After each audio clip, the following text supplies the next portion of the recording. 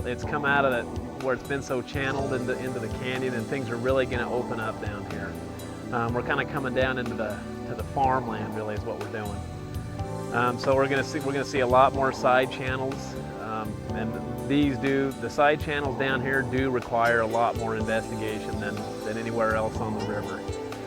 But there's just a ton of them down here, and we're going to try, kind of going along the same lines as yesterday, we're going to try to find fish eating dry flies, but until then we're going to do what we have to do to get them. Cottonwood, or Fulmer to Byington, is 11 miles in which the South Fork makes a dramatic change. The river descends from the canyon and enters the top of a continually widening high agricultural valley. The riverbanks are lower, and your landscape changes quickly from alpine to cottonwoods. But the cottonwood bottoms are spectacular. I've been told, and I think it's true, that it's the largest cottonwood forest or cottonwood area in the country. And there's some places that it's about 2 miles across. And from here down to where it joins the Snake, it's got to be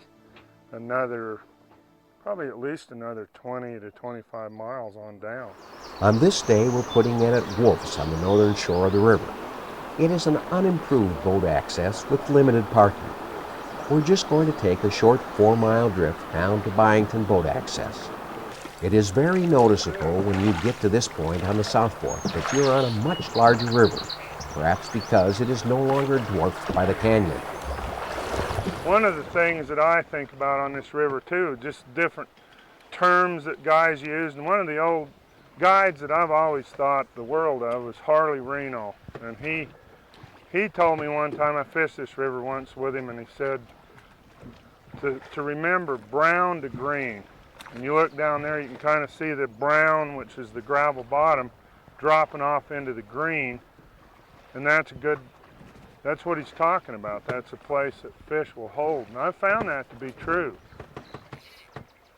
It's a place you can often find a good fish. Now that had to be a fish because there was no, it's just too shallow. Yep. I've watched fish eat, actually watched them eat a nymph when I'm using an indicator. Uh-huh. And the indicator never moves. And what you got to think about is if that fly comes straight into the fish, he's facing upstream into the current, he eats the nymph, everything else keeps floating down over him and nothing's going to get tight. Another thing mending does when you're fishing with these nymphs is it helps it to keep getting down. Keep mending it and keep it drag free, then the current just pulls your nymphs back up. Yeah, then your nymphs are just sitting Hey, up next this to the is the real deal here. surface. That is the real deal. Yeah, it's a nice little Mr. Brown trout here. He's on the rubber leg. He's pretty. He's still got his little Got his baby spots, don't he? those are par marks. See that? Uh-huh. Isn't that a pretty little guy with red spots on him? Yeah, you got to give a little credit to the man. He really did a good job when he was designing these trout. Oh, I think you're right. Yeah. Yeah. Getting out and fishing an island, side channel, or riffle is a good option on this stretch of the South Fork. In fact, anywhere on the South Fork. From here on down, the main channel can run wide and deep, and you can work the more productive shallow waters by wading. I'm gonna need you to get out of my road there because I got to get some side pressure, Todd. Yeah, there we go. At least he's the right color. Well, this is really old school. I'm using a Prince nymph with no indicator. That fish is fighting so hard because he's hooked side of his face there. That's what's wrong with him. See, it's just barely out there on the side. So we got him kind of hooked a little weird, and he's a strong fish. That's a good fish, Mike. Sometimes when you don't use an indicator, you can just kind of feed the nymph down into the deeper water and just kind of coax it over the rocks and stuff, where the indicator just keeps everything at the same level. So This one can pull. Oh yeah. Now where are you going, Todd? Just gonna hold this as much as I can, just follow him around, I guess. He's not very happy though. And you might have to drop in behind this, because he's a pretty fish. I'd like to get a good look at him. He's a Mr. Brown Trout. I mean, he's not huge, but he's pretty. He's one of those real brown looking brown trout. A lot of yellow on him. That's a really pretty brown trout. Came right out. Nice, huh? Okay, buddy. I caught that fish on this double rubber leg system. I got a light brown one and a darker brown one. I've got a split shot in between. I'm using a fairly long leader, and when I do that, I can just feed it right under the bushes. And whereas with an indicator, I wouldn't be able to do that. And the other reason I'm just a little more comfortable fishing with this, because it's just kind of the way I always learned how to nymph fish, is without an indicator. I think that was just about an oar fish. What we're going to do is pitch the nymphs in there, depending on the speed of the current, and then I'm just kind of slowly lifting to keep that line tight. And then if I see it move, I set, and I've got myself one of these fish that seem to like nymphs so much in this river. But that's okay. The only thing I got against them is while we're landing them, we miss some good water. But I've got a lot of weight on here, as you can see. This isn't a presentation kind of a cast, that's for darn sure. There's one, there's a fish right there, see that? See it tightened up. Looks pretty yellow. And I've got this is not a whitefish, this is a nice trout. I'm happy in one way and I'm not happy in another, because this probably puts me on the oars. Look at how beautiful that fish is. That's a nice fish. Look at his color. Kind of just keep trying everything. So this fish here is real pretty fish. See, he took the darker, the top fly. Mr. Brown. There you go, buddy. So find a place to pull in. We might have to change on the fly here. Okay, it's straight downstream, so you're on.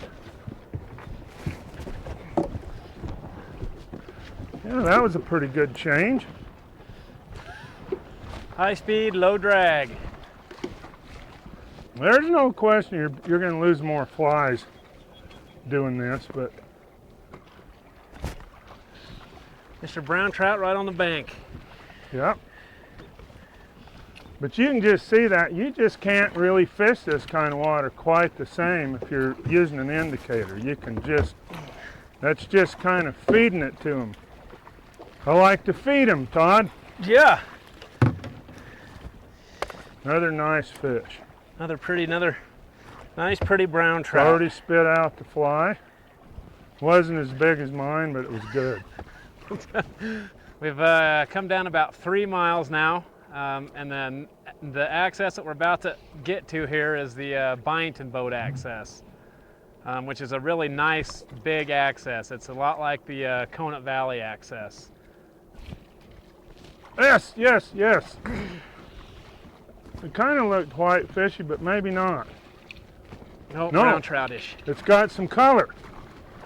It's kind of brown trout color, actually. Yep. It's got that brown look to it. And then from the Byington boat access down, entering into section 4, which is real spread out like you're seeing here. And this is a section that you probably want to go with a guide before you attempt it on your own, or somebody who's been down it before, because it's honestly, it's kind of a dangerous place in the river. It's a lot of different side channels. Some of those side channels, I don't even know where they come out at. I think honestly, you could probably end up out in the middle of somebody's potato field. Well, I fish this more for a number of reasons. It's closer to home. It's more closer to where I grew up. This is the part of the river that I've fished most of my life, and I like it because there is a lot of wading access down here too, between here and especially between here and about down to where a railroad bridge crosses there, and then there's a highway, some highway bridges called twin bridges, but there's some pretty good wading access all down through here. Our pullout for this float is the Byantine Boat Access. That's just 4 miles down from Wolf's and 11 below Cottonwood. It is another of the larger improved sites with restrooms and dump stations for human waste that must be taken out if you float the canyon. Most of your wade access from Cottonwood to Byantine is on the northern side of the river. It is Forest Service land along the river up higher and mostly BLM in the lower portions.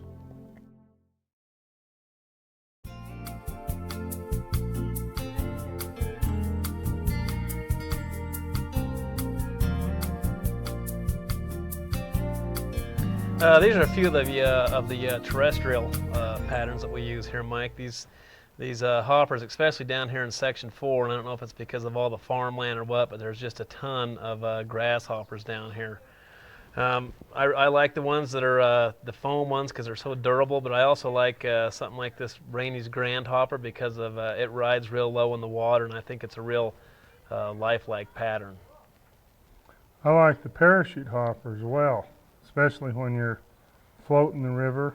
You can see that thing, and it's an old pattern. It's been around a while, but it still really works well. Fish really take it. Todd, you know, I got one question looking at this box. I like all these hoppers too, but I don't ever recall seeing a red grasshopper. You know, I've never seen one out here either, Mike. I think that's kind of tied just for maybe a different look. I'm not sure why, but that red hopper is actually a pretty deadly pattern on here, especially seems to me that one really comes alive later in the fall. But I'll never be able to explain the red end of it to you. Well, I know this same hopper I've used in a chartreuse as well, but it does seem to work. I don't know that, you know, fish probably don't care if there's real red hoppers. They see that and they think it looks pretty good. Yeah, I think they're looking at that profile. So moving down into here, I also like to have a lot of these little cricket patterns. You know, these fish probably aren't eating it for a cricket, but it's a real dark bodied fly, and on certain days I think this it's just a real effective fly, and it kind of has that profile of a cricket, and there's a lot of them around here. And then also the ants. We talked a little bit earlier about having a good supply of ants in your box, and because there is late July, there's a flying ant that we get here on the river, and those fish will really key, and it's actually that color too. This is a great pattern for that. It's a cinnamon colored ant that we get, and this is just about the right size too, and this will ride real low in the water, and even on days when you have a real heavy hatch and they're not eating duns, if you see a few of these ants flying around, you're going to want to tie one of these on. It's a great thing to have. And then fishing the black ants too right along the bank is a good idea. And then of course, you'd be crazy not to have a good supply of beetles in your terrestrial arsenal, in my opinion. You know, one thing that I've done over here a lot, it's the same way we fish these on the Madison, and that is we'll use a hopper and then put an ant down about maybe a foot as a dropper, because sometimes when the river's getting pressured with a lot of floating, and if you feel like everybody ahead of you is throwing hoppers, sometimes putting a little ant as a dropper, because it's hard to see just fishing it by itself if you're floating, and that can be real effective. Terrestrials, especially on this lower South Fork, have always been good. I can remember my grandpa wasn't too much of a fly fishing only kind of guy, but I think his favorite thing to fish with were live hoppers, and he'd still fish them on his fly rod. And you know, it's just like any good river where you got a lot of this kind of banks with lots of grass, lots of undercut. Just a great environment for terrestrial insects, especially later in the season.